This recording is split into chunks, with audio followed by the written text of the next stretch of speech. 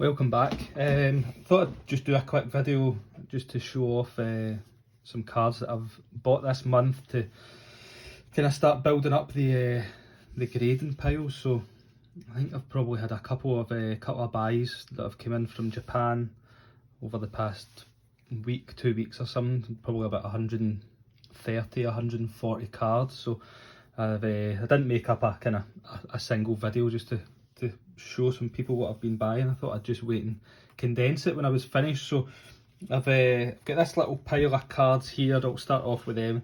Stuff that unfortunately has not made the grade for grading them, but these ones, something I've noticed on some of the recent kind of batches of cards that I've been getting in, that the cut quality on these matchless fighters and the single strike and rapid strike cards seems to be getting a little bit raggy. I don't really know if you can kind of see it. Kind of difficult to see because the ink kind of seeps through the edges, but filtering quite a bit of cards out just for that reason, which is a little bit disappointing. Just not really wanting to take the risk in case I get lower grades, so I'm going to be selling these off as singles. So I've got a couple of these matchless fighters cards, a couple of these Mews from CP5 and a Darkrai from CP5, but to be honest, it's to be expected there's going to be something up with these because they're kind of 5 or 6 year old cards. A couple of these full art trainers, some character rares, Guruki, which I think I'm actually going to keep, or I might have one of these in my grading pile, I can't remember. Really like these cards, the alternate art, so I've got a couple of them. So that was from the batch that I got last week, and then this stuff here is stuff that I just got in yesterday.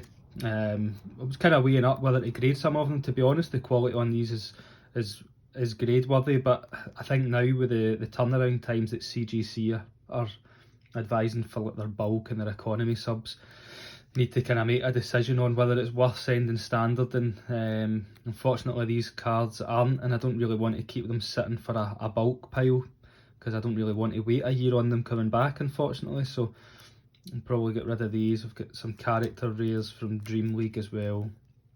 To be honest, I think I'm going to stick a couple of these in a binder and just do a little mini binder set for Dream League. Pikachus, I've got a couple in the grading pile already, so I had to filter some of them out. I've got the Piplup, the Weevil, the Torkoal. I was a little bit disappointed. I was hoping that this one would have kind of been grade worthy, but centering on it's pretty good, but it just had a couple of little areas I wasn't happy with. Another couple of these matchless fighters. This one was also hoping to grade. I might still put it in the grading pile. I'm not quite sure. I'll need to kind of weigh it up and see how it goes. But I can't remember the reason why I filtered this one out. Just a couple more of these full art trainers. So these cards are all probably just going to get stuck up on my eBay store. These ones, been a little bit disappointed with trying to grade these. I'm still, although I get my recent sub back and I've got a couple of 9.5s in the Blues Tactic card, I'm still hoping that I can get a 10 in these, so I'm still going to continue buying them and grading them, and if they don't come back a 10, that'll just sell them on. But I think every one of these cards has like missing texture. I don't know if I can really show you it, but just like in kind of random areas that you get texture missing. And another strange thing I've noticed that across, I was speaking to some people in the E4 Discord yesterday, it's a little bit difficult to show it, but on most of these ones on the bottom left corner, like that one there, you can kind of see as a better example, you get these little lips. For some reason it's always on the bottom left, like you can see that one as well. It's kind of difficult to see on there. It's always the bottom left corner, you get this little kind of raggy raised edge. I've bought quite a few lots with these in them, and they all tend to come back the same, so quite difficult to grade. So I'm quite happy with the 9.5s that I've got. I've got a couple of these other alternate arts, Kanazawa Pikachus, pretend Canadian ones, and then just some of these Pikachu cards. So I'll be sticking them up probably on my eBay, maybe try and sell them privately. I've been having some good success with selling stuff on Facebook Marketplace and whatever with cards recently, so I will maybe do that. So I'll just run you through what I'm going to be grading. So some of these character rares, I'd really like to get a full character rare set from Dream League of 9.5s, maybe 10s if I'm lucky, so hopefully some of them come back quite nice. We've got that. These ones I'm hoping grade really well too. Quite like the artwork on these. Same with this Venusaur and Snivy one. I've already sent off one or two of these as well, but I thought I would send off a couple more just to see. This card really like. I've been looking to try and pick one up. Unfortunately the, the centering on it's pretty bad. You can see it from left to right, but hopefully we'll still maybe get a 9 on that, which would be quite good. We've got some of these from Matchless Fighter. Hopefully get a good grade on that one. It's a really nice card.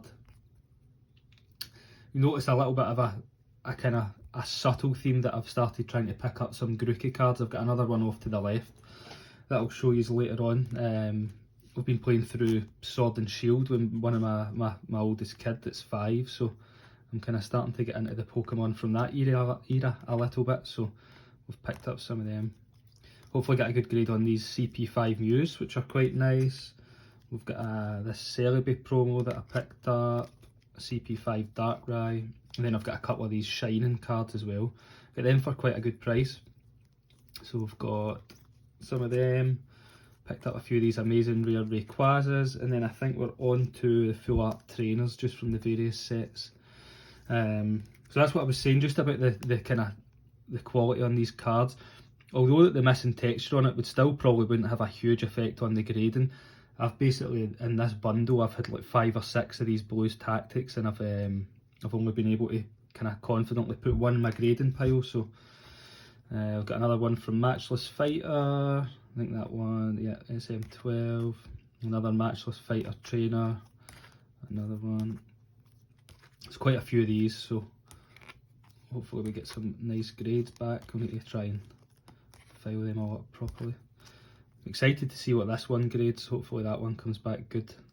Price in these has really shot up recently, so Kanazawa Pikachu. Hopefully get a good grade in one of these two to stick one of them in my collection. You can see that one's got a bit of a print line right across there, but I thought I would put it in anyway because I've got one of these cards that I had sent off to CGC and it's still got a 9.5 even with a print line, so we'll be interesting to see what that one comes back as. I've not had one or a card that I've been able to submit with quite as obvious a print line as that, so it'll be interesting. These two I'm going to kind of weigh up and see whether I should submit them. So yeah, quite a big lot of cards. Another thing I wanted just to touch on really quickly just before we go is that there's a lot of videos out now, people talking kind of being quite negative on the hobby and talking about the whole, obviously there's problems with people scalping and people are having difficulty getting sealed product, and I've seen don't really know if ugly is the right word, but quite an ugly video that the Frosted Caribou, that's quite a big YouTuber, posted up recently, just kind of effectively slating the hobby. Guys, a hobby's supposed to be fun. If you're not enjoying it or if it's stressing you out, look at something else to do within it, or maybe move away from the hobby altogether. So I'll give you an example. In my eyes, there's still a lot of value in Pokemon, and it's not difficult to get cards. So as I said, I've been playing through Sword and Shield on the Switch just now.